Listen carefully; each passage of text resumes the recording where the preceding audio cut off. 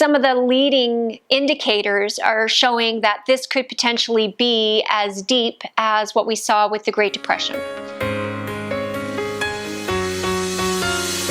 Hi everyone, Nadine Wellwood. I just wanted to check in with everybody here this week. It's been a little while since the last video, and of course lots has been happening, and kids are out of school, and the economy is pretty much grinding to a halt. So I thought today we would take the opportunity to talk a little bit about the measures that the government have been taking and the economic impact.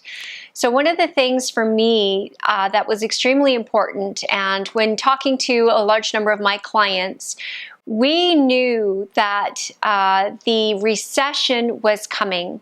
So interestingly enough, coronavirus is probably going to be blamed for this economic recession. I would say this is about to turn into a bear market pretty quickly.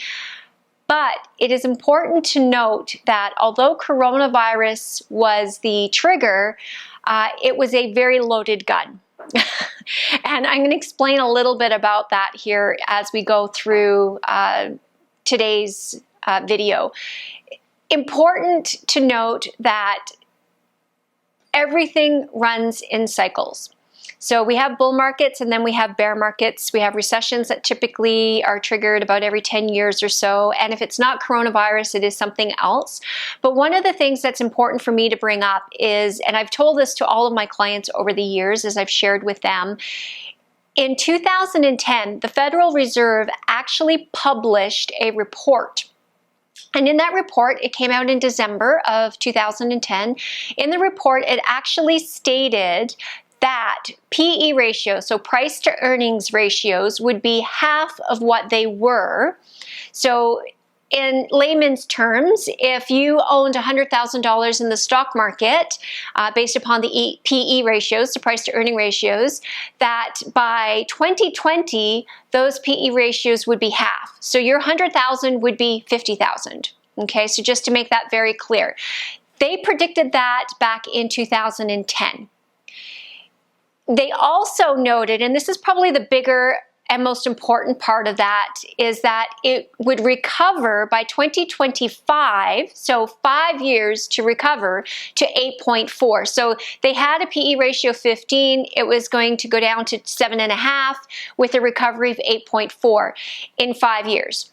So looking at the timelines, here we are, 2020, and of course the stock markets are plummeting and they are going into that recessionary bear market cycle. And according to the Federal Reserve, their timing was bang on. Now, their timing had nothing to do with really the market. It had everything to do with demographics. Now, I have put you guys onto Peter Zeihan and a couple of other geopolitical analysts in the past. Might be worth taking another revisit and taking a look at what their position is right now in the world, because the Federal Reserve predicted this based upon demographic shifts. So what typically ends to happen is as people retire, they are not contributing to the market anymore. They're not the consumers, they're not buying, they're not saving, and therefore they're not reinvesting into stocks. Stock markets go up because people buy more stocks. Stock markets go down when typically people are fearful and they start pulling back from the markets. Well, demographically, with an aging population, this happens naturally. It's just a natural occurrence. And we have a very large demographic shift that's about in the process of happening.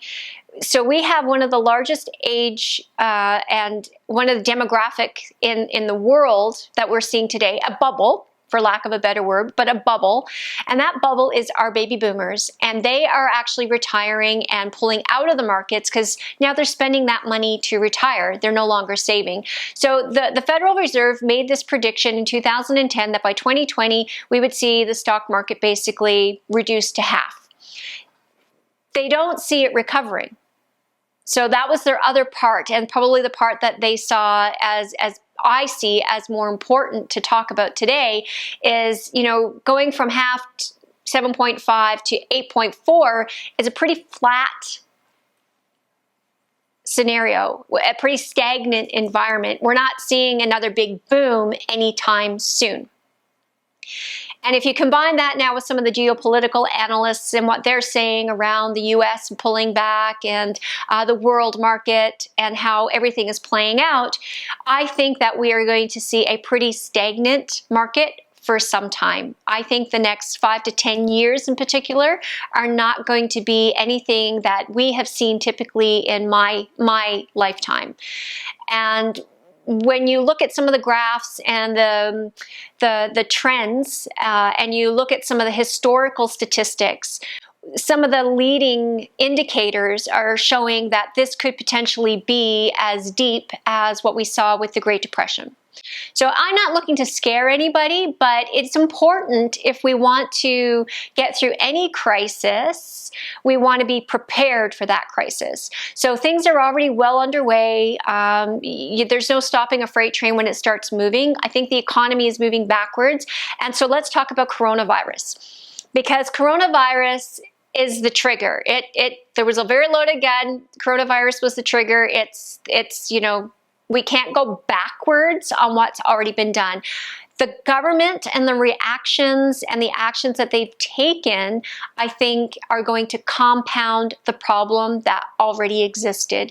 Because not only did we have a demographic shift happening, but now we have governments that have virtually taken the economy and they're trying to put it on hold, but it's not on hold. It's actually moving backwards. So it's one thing to restart an economy from a dead stop. It's another thing to restart an economy that's moving in the wrong direction. So think about a freight train. Trains are pretty tough to get moving on the best of days. Now, if one's moving backwards, the first thing you got to do is get some momentum there to kind of stop it and then get it moving forward again. And I think this is going to be a very lengthy time frame. On the coronavirus itself, they said 2 weeks, let's do this for 2 weeks, self-isolation. And I'm not saying that self-isolation is a bad thing. I think anybody who's feeling sick, just out of courtesy and respect for our neighbors, our friends, our community, stay at home. It's not worth it. Just stay at home. But let's be very clear. All the measures that they've been taking have not been to prevent coronavirus and the spread of coronavirus. When they talk about flattening the curve, what they're talking about is slowing down the spread of the coronavirus so that we don't overwhelm our healthcare system. So even economically, there's a couple of things I like to share with my clients. Of course, never underestimate the government to take a good crisis and turn that into an opportunity to acquire more power. We saw that this morning when the federal government, the Liberals, Justin Trudeau, wanted to put forward almost dictatorship-style rules around government that would allow him to spend, tax, make decisions without Parliament. And of course, he pulled it off the table because, of course, we got wise to that and it got out there. And of course, the opposition was never going to approve that. But the fact that they even proposed it should be enough to make people very uneasy. One of the things that I've been seeing is people are going, we should be critical of our government today because we're in a crisis. Well, it's one thing to not be critical from a standpoint of how they're dealing with things. They're doing the best that they can. I get that. However, this is the time to keep a very watchful eye on what's going on, because power typically, more power is acquired in times like these when people are afraid, people are panicking, they're not necessarily thinking things through as rationally as they would normally. And if you think about even Russia, it was an economic depression and crisis that was created that caused the Bolshevik Revolution. So just a little bit of history. I'm not going to get into it, but be very cautious at this stage about government. So coming back to taking a look at where government is and being critical and cautious and be alert. It's just about be alert. We still have civil liberties and you're seeing those being trod upon daily as a result of the crisis. And there's, no matter how you feel about that, do your part. But at the same time, the government also has to accept the fact that this is a new norm. You're asking people to do, we are social beings. You're asking people to do something that is not within the normal course of being a human being. We're social, we're interactive. We're not meant to be hobbits. We're not meant to be hermits. We don't live alone and in isolation. So, you know, to see all these punitive measures that the government is now threatening, I understand their concern. I understand the reason, the logic. Always first seek to understand. But we also need to note human behavior, and this is a big change and a big adaptation for people. So I've always been a bigger advocate of educate. Please just take the time to allow people to adjust to the change, allow people to understand. So if they're not getting it, then maybe we need to do a better job at explaining why these measures are being taken. And, you know, let's back down a little bit, take a big breath when it comes to these punitive measures. We're going to fine people now for taking a walk, you know, or doing this, or having gotten a little too close to somebody. Groups and gatherings, you know, first take the approach of let's re-educate people. So coming back to just summarizing a little bit of today's conversation, coronavirus, this is not short term, this is long term. Kids are going to be out of school at least until September. Flattening the curve means they're going to try and not overwhelm the healthcare system all at one time. So realistically, we can expect most likely waves. It's going to come in a wave, then maybe slow down, maybe in another light wave, slow down. So this is you have gangrene in the arm has to go. There's no way around that. The arm has got to go.